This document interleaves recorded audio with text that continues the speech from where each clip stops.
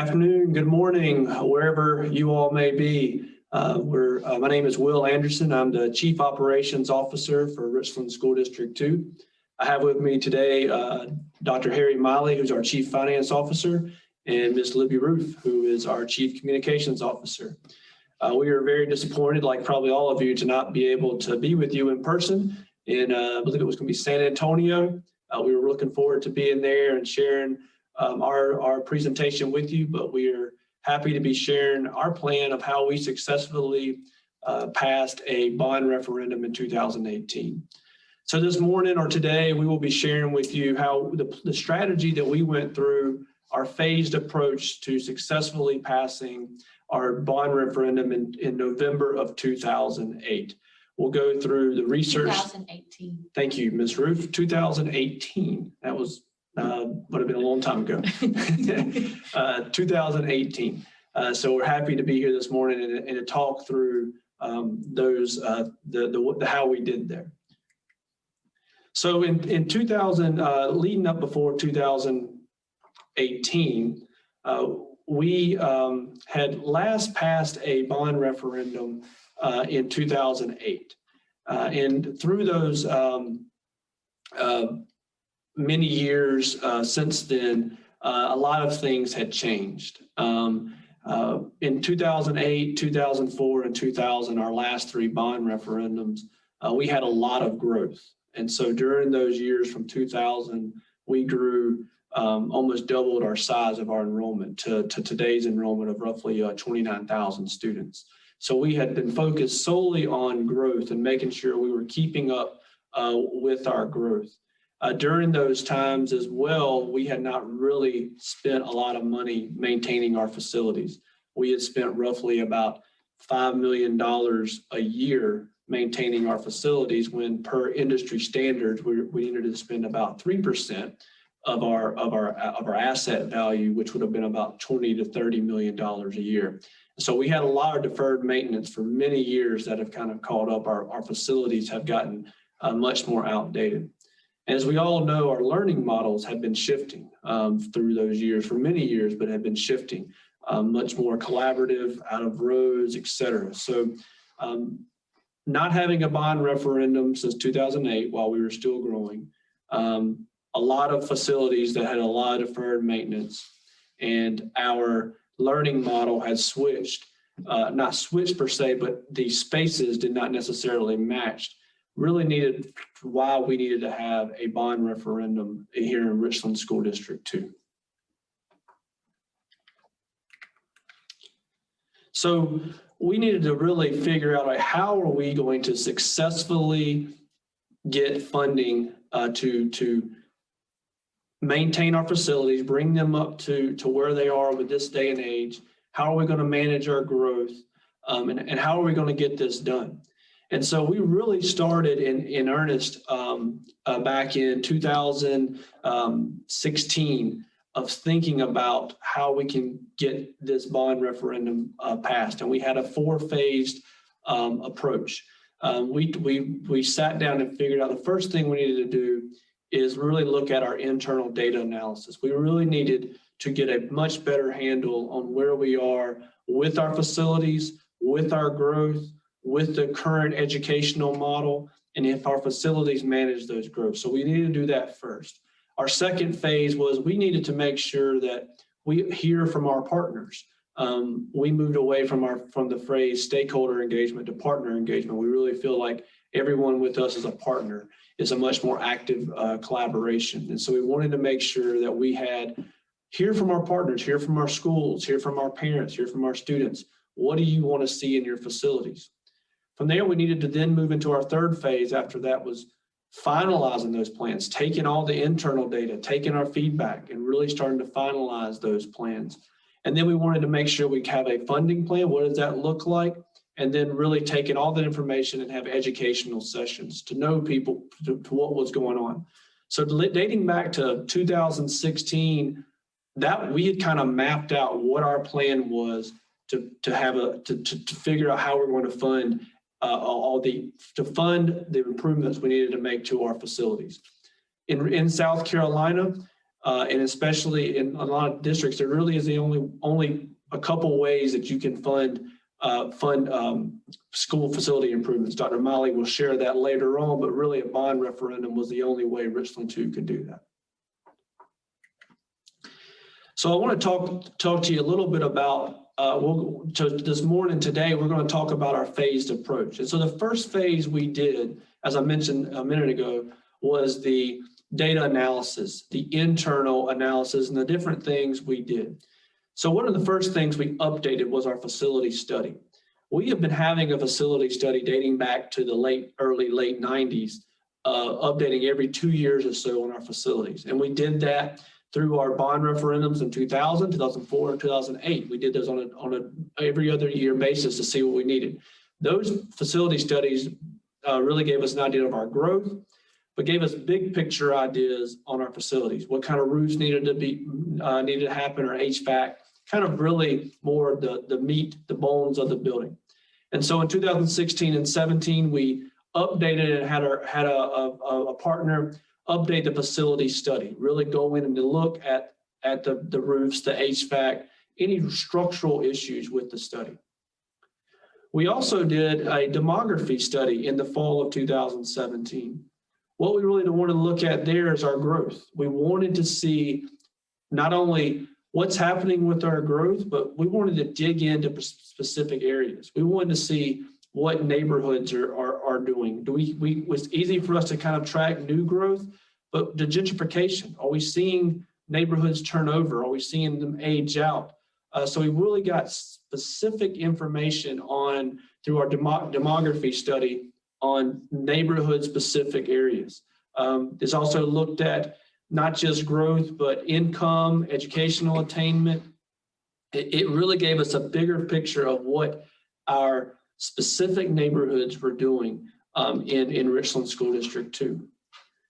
The other thing that we did is we had another firm, an architectural firm. So we had a construction firm do the facility study. We had a demographer, a geographer, and a demographer do our demography study.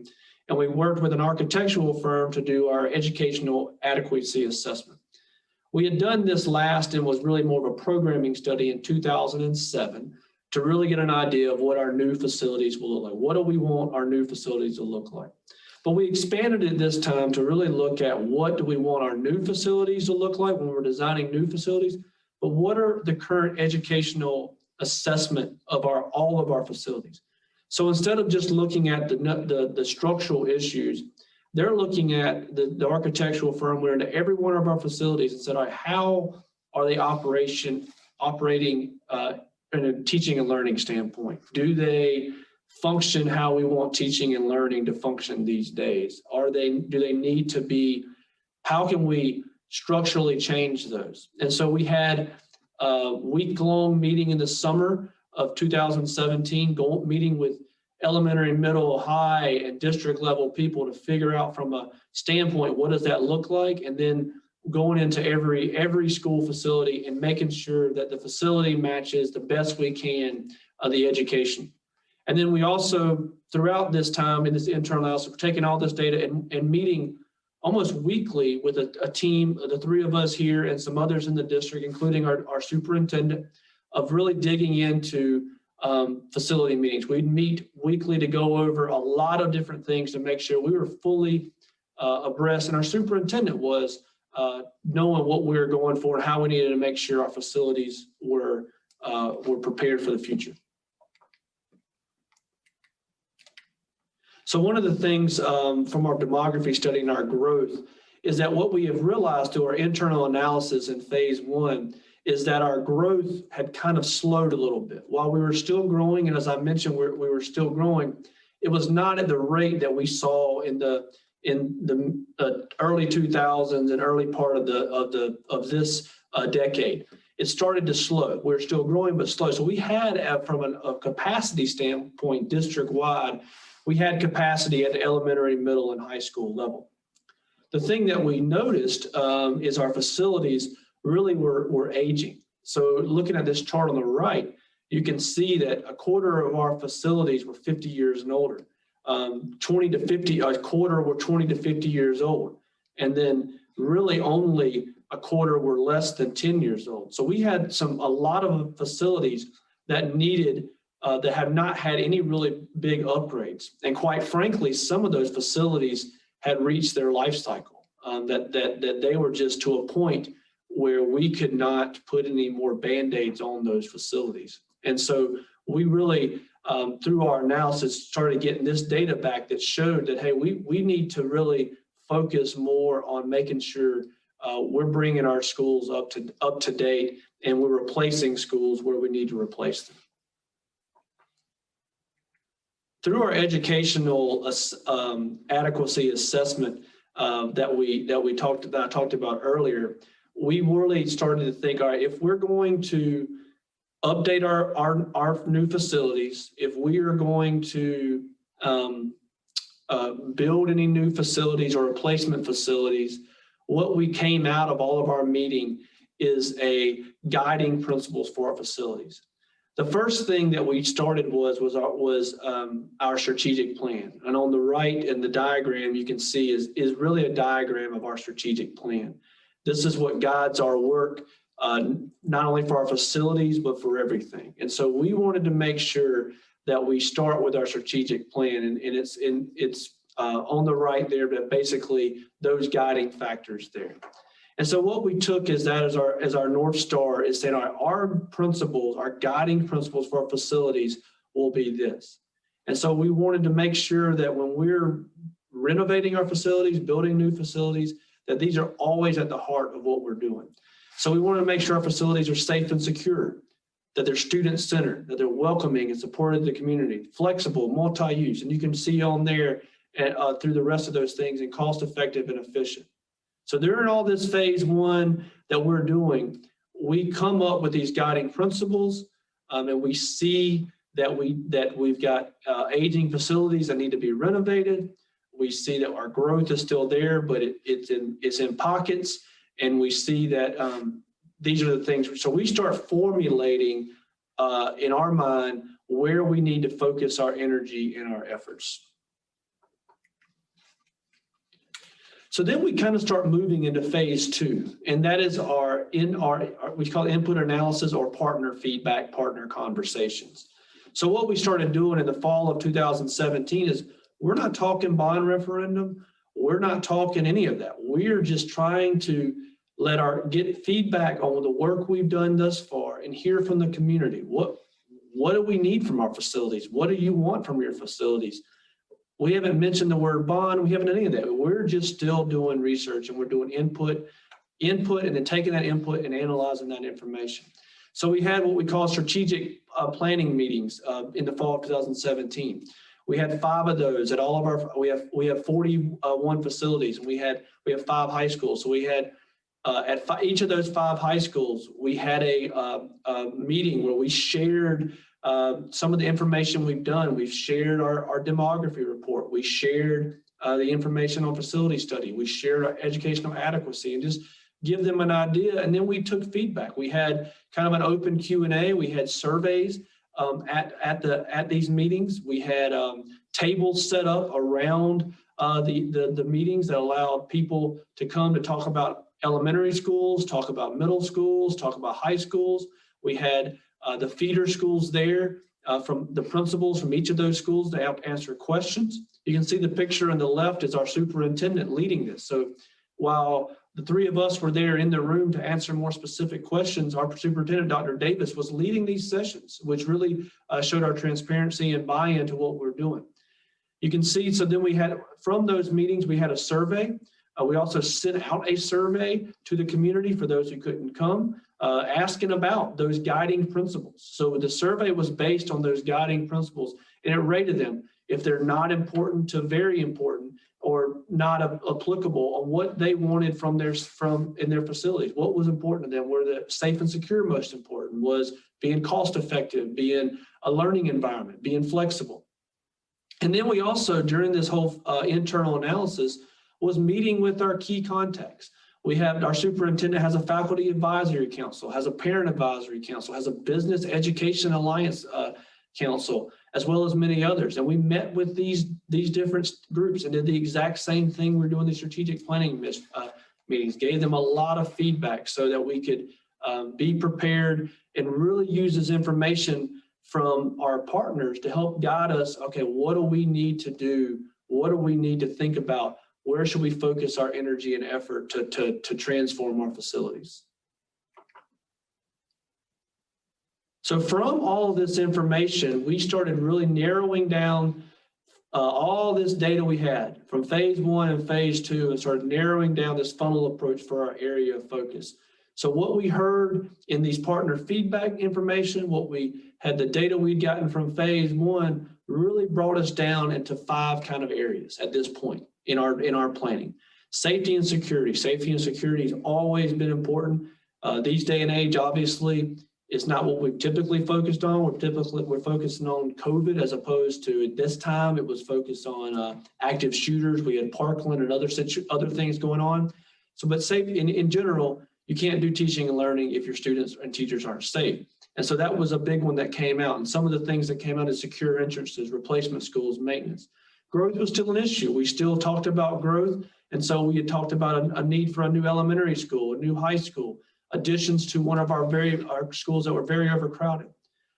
Learning spaces, making sure we transform these older facilities, these facilities that are 50, 20, 30 years old, and really make those conducive to what our facilities look like today.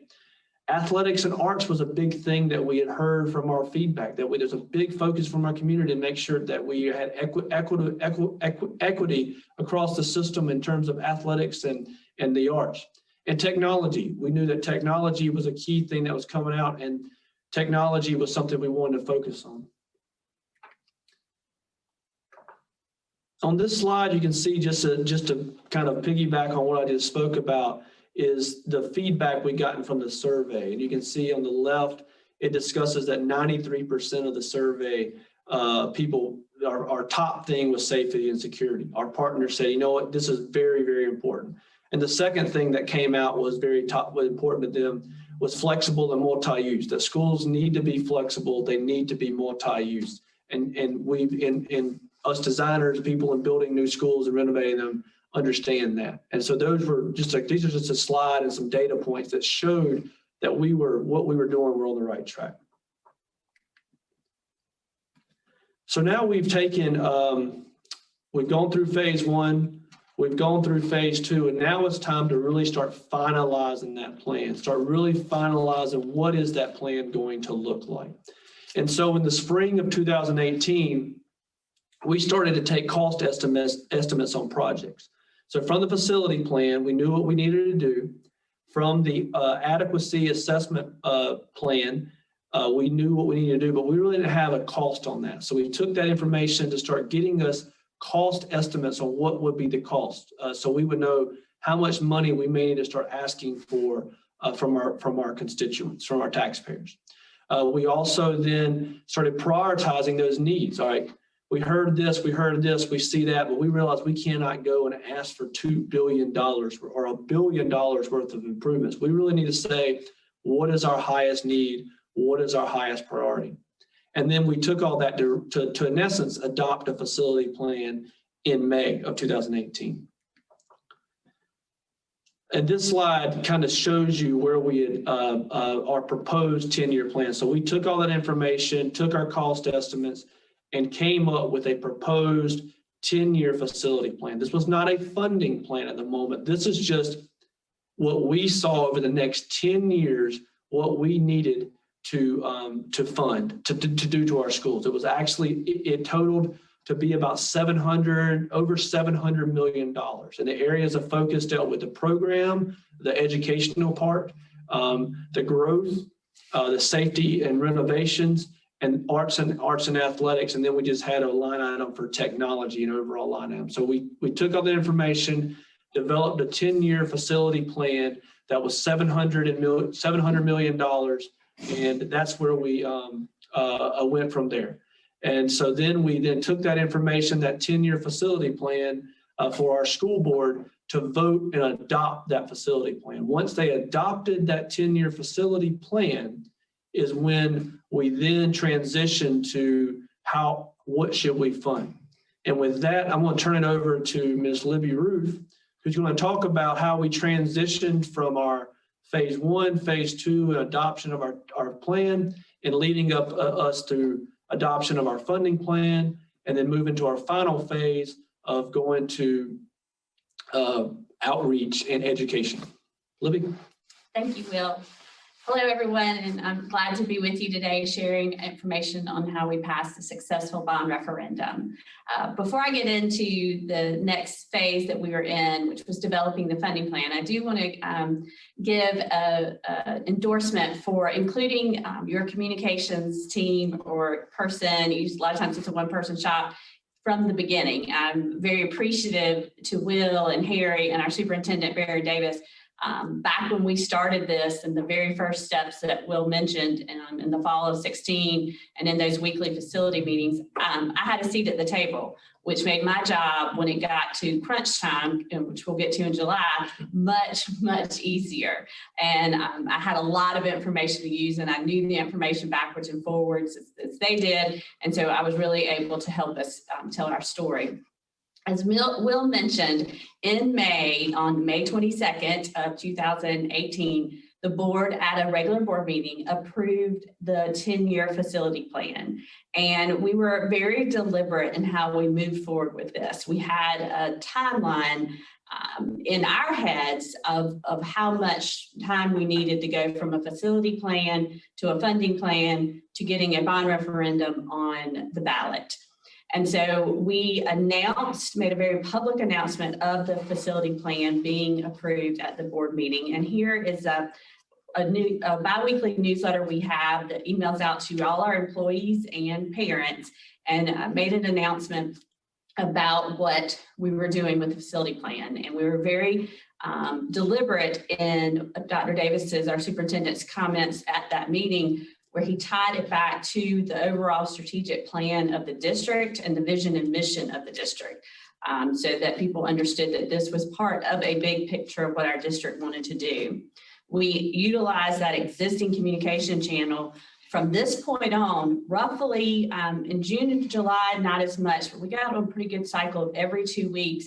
There was something going out to parents in our regular communication about either the facility plan, the funding of it, or then the fact that there was a bond referendum on the ballot. And key with announcing the approval of the facility plan was demonstrating that we had board approval, that we had an exhaustive process to draft, to get the data, draft a plan, vet the plan, and then present it to the board. We had copious amounts of input on the drafting and the vetting of the plan before the board saw it. If you think back on that timeline that Will went over, this is now May of 2018, and I believe we started with the data collection in 2016. So a long, exhaustive process, and we wanted to make sure we demonstrated that. And then we talk about what is the next step, and the next step is the funding plan. To get to that funding plan, we needed to do two things. We needed to confirm the priorities and needs, make sure that those were in line with what our community would fund, and assess the impact on the taxpayer. Because while everybody likes to talk about the great things they want their schools to do, where it comes down to asking them to pay more money out of their pocketbook to fund those facilities is where we were, and determining what that was going to be. In order to get a successful bond referendum, you have to balance those two. To help us confirm the priority needs and assess the impact on taxpayers, we, of course, did our own homework, but we used focus groups, and we had a safety community conversation that was open to the whole district, and we met with elected officials. A little more information on the safety community conversation. This is in the spring, summer of 2018, after the high school shooting in Florida. And so there was a long, if you remember, that was one of those issues that dominated school topics for a long period of time. That was where really galvanized a lot of people across the country to talk about school safety in terms of shootings. And so even in June, our community was still very focused on that. And that community conversation was held not necessarily directly correlated to the plan, but out of the need for our community to come together and talk about what we can do to make our schools more safe. But it was very informative for our funding plan, because one of the things, if I remember correctly, and Will and Harry, correct me if I'm wrong, but I think it was during this conversation that we had our eyes really open to the fact that portables, for us, portables in a growing district are needed. For many years, we've relied heavily on portables, but in this new day and age we found ourselves in, portables were seen as a real safety concern for parents, for their students being in them. Teachers didn't feel safe in them. So that really opened our eyes and gave us another area to look at when we were talking about the safety. So to tell you a little bit about how we did the focus groups, we used an outside organization. The South Carolina School Boards Association has a contracting service where we can pay for them to come in and do it. I think it's very important to use an outside organization. You don't want your district people in there asking these questions. Just our own bias, whether we try to be neutral or not, can impact the way we ask questions and respond in the focus group. So it's very important to use an outside organization. One of the things that helped with the focus groups was when we did the strategic planning meetings back in the fall, we had everybody sign in and give us their email address, because we knew those people had a vested interest in the facilities because they cared enough to show up at a meeting. This was before we were doing everything virtually, so they actually had to get out of their homes and come to a meeting at night after working all day and taking care of their family. So they had a vested interest. So we invited all of them to participate in the focus groups, and we put an online sign up on our website. We reached out to community partners. We looked at the people that were signing up to come, and we wanted to make sure the groups were representative of our community, not just our school community. So we worked hard to get retirees on there, small business owners on there. So that was important for us to make sure those focus groups were very representative of our whole area, because when it comes to who goes to the polls, we have to remember it's going to be more than our parents or our teachers voting on the bond referendum. From the focus groups, one of the most important things that we learned that really was a good vote of confidence for us was that sense of trust in the district. All the focus groups participants said they trusted the district, and that's an important piece that needs to be in the puzzle when you're thinking about going for a bond referendum. If you don't have the trust in the leadership of the district, then you need to do work on that end before you really are in a position to put something on the ballot to have it pass.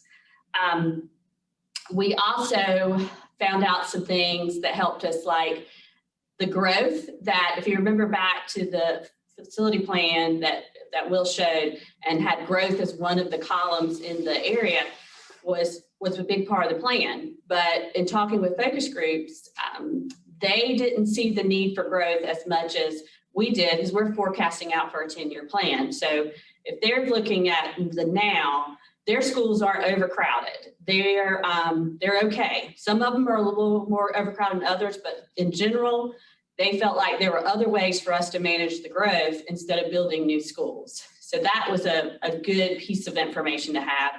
Mixed reaction on some of the athletics and arts, and that'll be important to remember when we get to talking about how we formulated the bond referendum. And not surprisingly, the $700 million ask for funding was pretty much a no-go for most people in the focus groups. The $500 million, which is more in line with a 5-year plan, was more supportive, but people still had concerns. We put that report online, and Will mentioned earlier about our need to be very transparent, and we built a whole webpage dedicated to this. First, it was the facility plan, then it became information about the bond referendum, but we put all our data out there, all the presentations, so people could see our information. And out of that, focus groups, meeting with elected officials, we also did some polling. We made some decisions as administrators. When I talk about we, it's really that administrative team, the facilities team that was meeting on a weekly basis, to reduce it down from a 10-year plan to a 5-year plan and take out things that the focus groups just feel like they couldn't support. And that was building new schools or new additions strictly for growth. And then we also had a natatorium facility, which is a swimming facility. We have competitive swim teams, and there was a push to get that, but there wasn't a strong enough support for that. So we identified kind of those guiding factors there, which led us to come up with a little bit different funding plan than it looked in the facility plan that Will showed just a little while ago. We broke it down into 5 areas: safety and security, improvements supporting academics. That's where we were trying to match our older facilities to match the learning programs in their schools, the more collaborative spaces, the inside the building, making things look like what they needed to have to match the teaching. Athletics and arts were in there, and that really came back to a couple of key points that Will touched on, is the equity of our facilities. There was, it was very, not just obvious to us after we looked at the numbers and the dates and the years of the buildings, but our community could really tell that there was a disparity in our facilities across the district. And part of closing that disparity or that gap was the arts and athletics piece, as well as the improvements for supporting academics. We added in a transportation piece, which originally was not pulled out separately in the funding plan, but we, over that kind of 6-9 month period, started having some concerns about the state's provided bus fleet, and we knew we had some areas in terms of supporting our bus drivers that needed improvement. So that was one thing that I really think we did well. Even though we've been working on this for so long, we were still able to be very flexible to address issues that came up that maybe weren't there when we first started back in 2016. And then we had technology. Technology is just going to always be, I think, a big part of your facility plan because it changes in so fast. And what we took to the board, we actually, to do the funding plan, it got developed very quickly. We went from May to July. We had a deadline of having to have the board vote on putting a bond referendum question on the November 2018 ballot, the end of July. By state law, it has to be voted on and placed on the ballot 90 days. No less than 90 days. No less than 90 days from when it will be on the ballot, so election day. So we went from May 22nd to their second meeting in July to crunch to get that funding plan. We had a workshop with them where we presented a preliminary draft, and then at their next regularly scheduled meeting, they voted to place, as you see here, a 2-question bond referendum on the ballot. And the first question was for safety, security, and academic improvements, and that would include transportation and technology. And then the second question was for the stadiums, the field house, and the fine arts. And the reason we broke it into the 2 questions goes back to what we learned in the focus groups. We, wasn't a full 100% support, but there was lots of overwhelming support for those first issues of the safety, security, and the academic improvements. Athletics and arts, not as strong of improvement. And one of our concerns was there's that possibility that the voters could vote down the plan strictly because they don't want to pay for, in their eyes, football stadiums, the extra fluff stuff that we know is important, but for the retired taxpayer, they don't see the need for it. When we had some real major needs in safety and security, including improving secure entrances at a majority of our schools, that we did not want to jeopardize losing that funding so that we could have the athletics. It was a risk, but it was probably a risk either way. And based on the information we got from the funding, the focus groups and the polling, that is where we landed. And the board did vote to put those 2 questions on the ballot in November. And at that time, we were also able to go ahead and start talking about this was going to be relatively, and I'll let Dr. Miley get into this, but the impact on the taxpayer was $6 per month based on the average market value of a home in Richland 2. And that was a very important piece of information for us to have. And now we have a bond referendum ballot. It is time to move to the education phase. And Dr. Miley and his financial expertise was critical for that part of our plan. Well, hello, everyone. I'm Harry Miley. I'm the Chief Financial Officer of the district. I wanted to give you just, I don't want to take up too much time, but I wanted to give you just a brief profile of our district, because what I found talking to various organizations with lots of school districts, one size does not fit all. And while we had a bond referendum of $468 million, that may be tremendously outrageous to some of you. And some of you, that's probably a monthly maintenance bill. So, but in our district, we have about 4,000 employees, about 29,000 students, like Will said, 41 facilities. Our annual operating budget is about $300 million.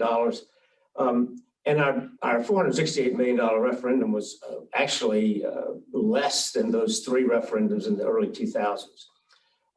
So to try to communicate this to the public, frequently we would be asked, well, why do you need a bond referendum? You have a $300 million operating budget. You should be able to build these schools out of that. Well, as all of you know, our operating budget is like yours. Ours is over 90% of salaries and wages, salaries and benefits. And our opportunities to pay for a new facility, we tried, and I think Libby Roof actually gets the credit for this slide, because it helped our community understand why we really needed to have a bond referendum if we're going to build the facilities that we needed. Our operating budget, I tried to explain it to people as this might be your monthly paycheck. You pay for electric bills, you pay for food, you pay for gas bills, you pay for maintenance on your car. And if you needed to add a new room in your house, that's beyond your average paycheck. However, if you had to replace a refrigerator or something, you've got a credit card. Well, you might charge up a new refrigerator on your credit card, but most credit cards have a limit, have a dollar amount that you can't charge above that. In South Carolina, we have a constitutional requirement that we, public entities, counties, cities, and school districts, we can borrow funds in the open market without getting approval from our voters, but that's capped at 8% of our assessed value in our district. So while we can do that, and we frequently do that, there is a limit. That's about a $45 million limit to us. And right at the time we were discussing these facility needs, we had about $10 million of access of that credit limit if you were using a credit card. So our 8% funding was not a reasonable, feasible option to fund new facilities. However, at the same thing in terms of your homeowner, if your homeowner wanted to add a new bathroom or add a new bedroom, a new garage, and they usually wouldn't pay for that out of their operating budget, their paycheck, they probably couldn't do that on a credit card. So they might go to the bank and borrow money as a mortgage. And that's what I tried to equate the district reaching out to the voters for a referendum, because that's really our only option to make these facility improvements that we needed. I would mention that for the prior 2 years, from 2016 to I guess probably July of 2018, you didn't hear any of us talk about bond referendum. That was strategic. We knew that ultimately we would have to have a bond referendum to make these improvements, but we didn't talk about the referendum word, the R word, because as soon as you start talking bond referendum, the one group that hears that the loudest is the group that is going to oppose it. So the strategic move there was to discuss our needs, discuss the community reaction, and then give the opponents as little time as possible to organize. And so that's that 90-day window. And the the question that Libby mentioned was, well, what's the impact on us? Every taxpayer wants to know, the county leadership, the politicians want to know, and it's reasonable. Our strategy here in Richland too is, and it differs by school district. Some chief financial officers hire a financial advisor when they are planning to do something. We disagree with that strategy, and we have a financial advisor on call 24/7. So I use our financial advisor to advise us constantly. They're not just when we're going to issue a bond, they're with us on all of our analysis and all of our work throughout the year. And so they work with us very closely to evaluate what the impact of issuing these bonds over the 5-year period and what that taxpayer would have to pay. You can do this on a $100,000 valuation. We thought about trying to target it towards the average person in our district. So in fact, we'll help us do this with the assessor's office in the county. We got the average value of a residential home in the district, which was $167,000 at the time, and the average value of a vehicle, because a taxpayer will pay debt service millage on both their home and their vehicle.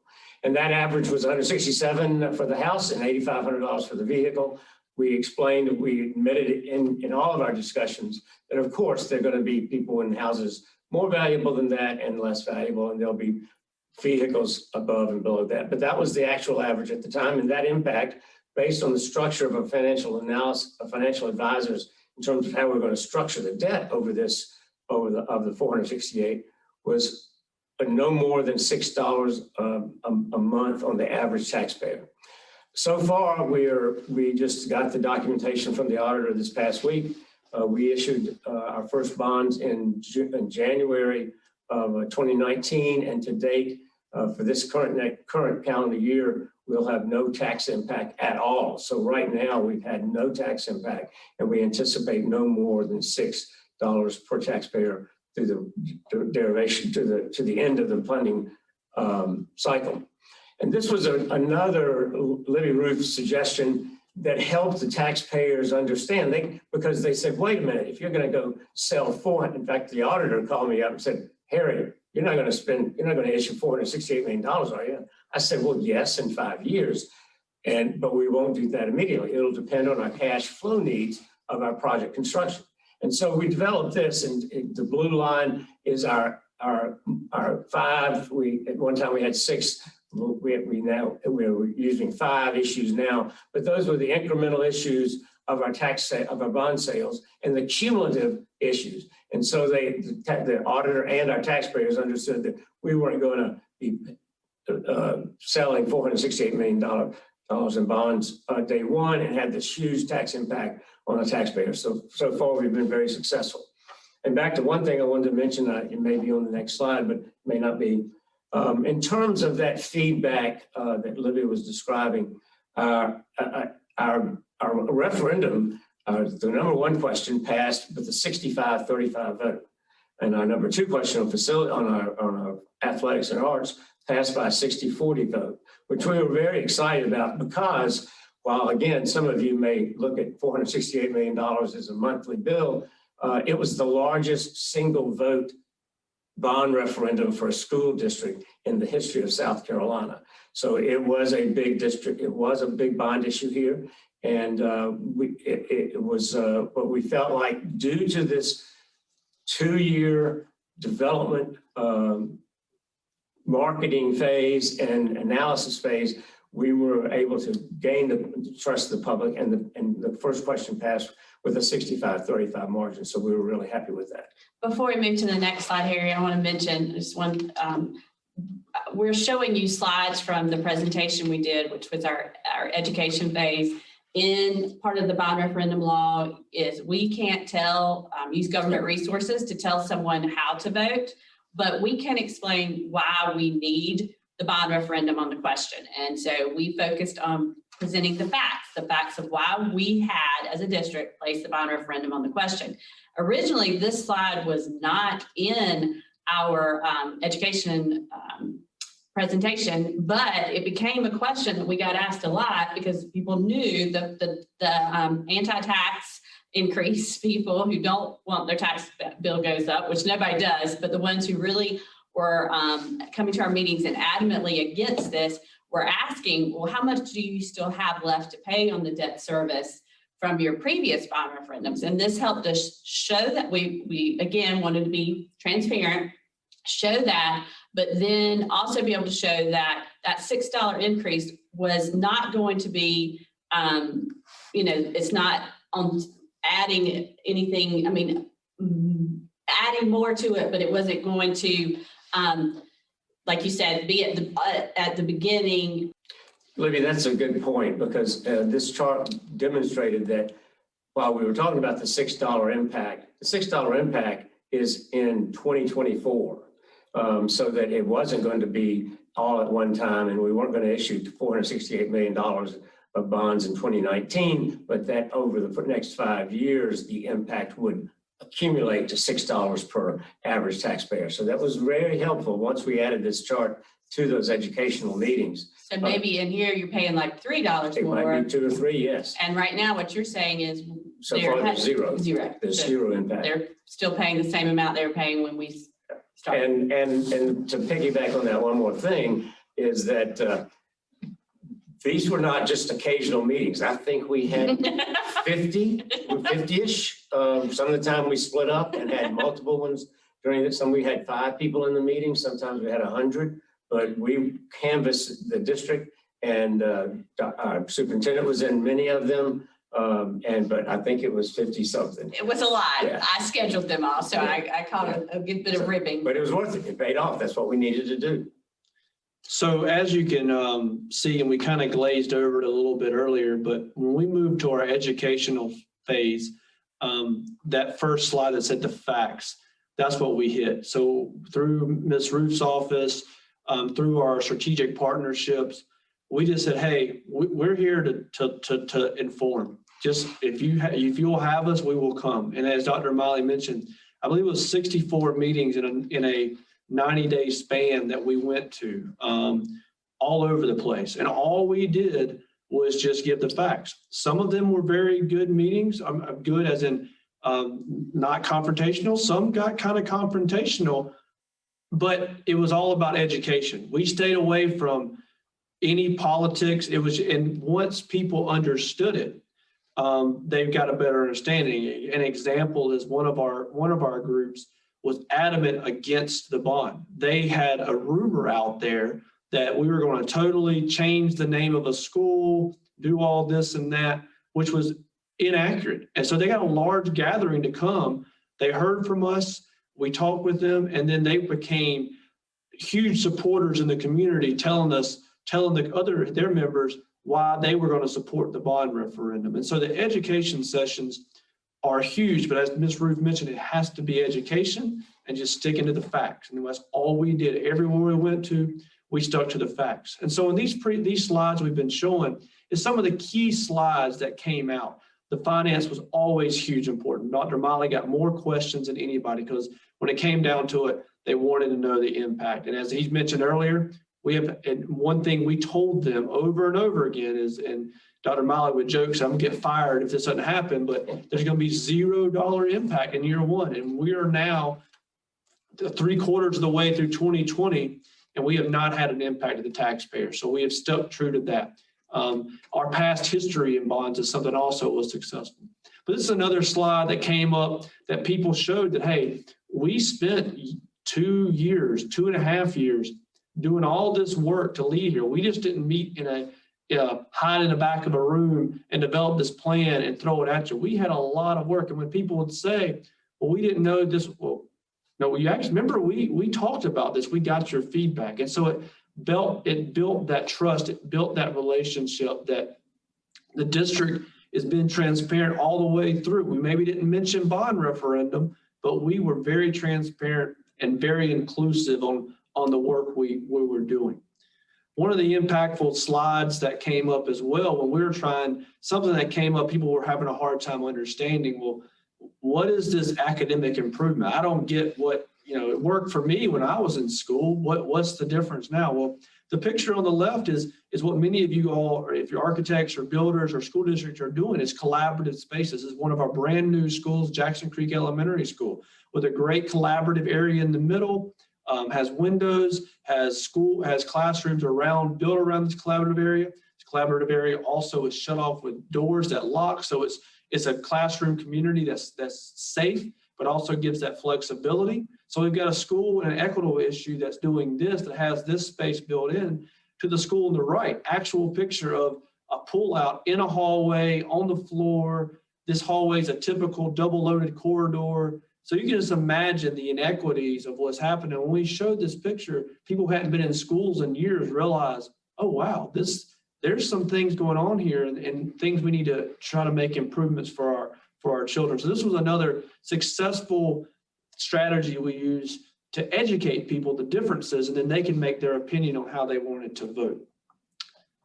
And we'll turn it over to Ms. Roof so we took all these, did these information sessions, but we had a lot of other things we did from a district standpoint to continue to educate and continue the outreach that we did, not only these meetings, but other avenues as well. We, as I mentioned earlier, had dedicated a huge section of the district's website to information on our facility plan. We had a project page for every school, and it could be printed off into a flyer that told that schools gave out at their back to school events. This again was before we were in this virtual way of life. And we started off some of the education sessions with simply going to back to school events and handing out the information, the project sheet for that school. So parents could see what the bond referendum, if it was passed, what that would mean for their child's school. And that's really where you make a big impact on parents understanding. They look at the gloss over when they look at the $400-something million, but you put a sheet in front of them or you send them to a website that shows their school project, then they really hone in on that, or they can look at what their high school might get when their child's there.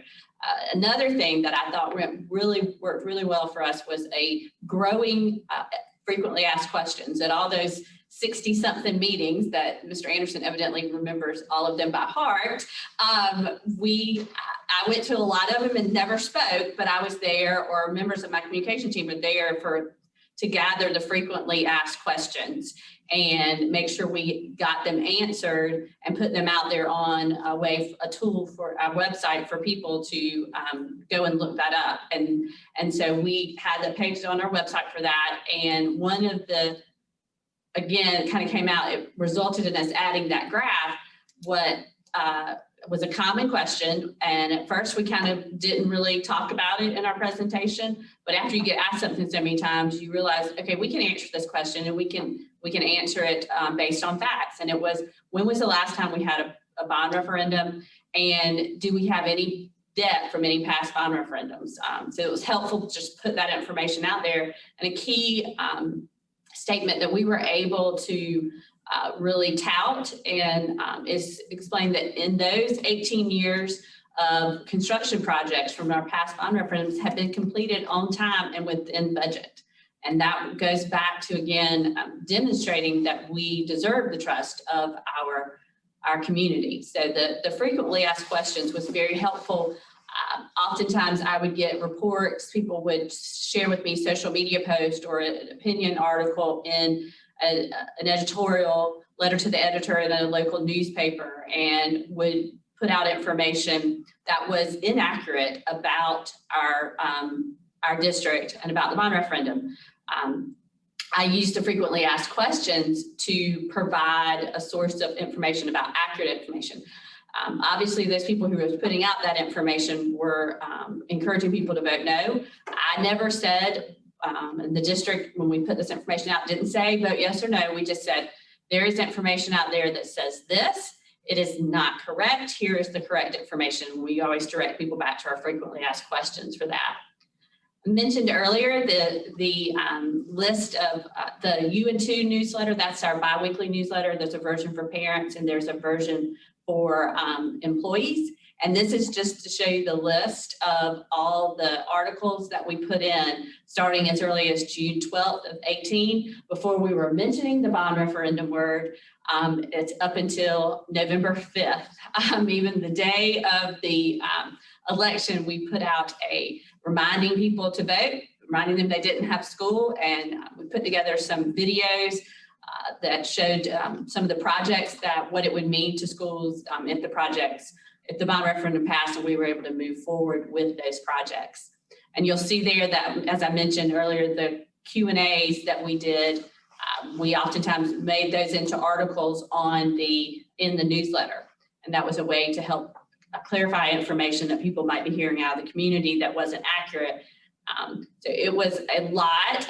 I did put a lot of meetings on a lot of people's schedules, but our superintendent, Dr. Baron Davis, Will Anderson, and Harry Miley were the stars of the show, and they knew the information forwards and backwards, and they did a great job. And as Harry mentioned, November 5th came, and our bond referendum passed, and we were now in year 2, 3 of building those projects. So that wraps up our presentation. Of course, we're virtual, so we can't take questions now, but Will or Harry, do y'all have anything else you want to add before we say goodbye? Go ahead, Will. In summary, we took a 2.5-year phased approach. As you saw through this, we were successful in that approach by us passing the largest bond referendum in the state of South Carolina overwhelmingly, as Dr. Miley mentioned, and we are now implementing that bond referendum. I know we can learn a lot from each other. We felt like our plan really helped us to be as successful as we were. But we thank you for your time. If you have any questions or want to reach out to get information from us, obviously can't do it here, but you can. Our contact information is on our website, and I believe in the program through this virtual conference. Dr. Miley, do you have any remarks? No, that's it. Thank you very much. Thank you very much. Thank you. Thanks.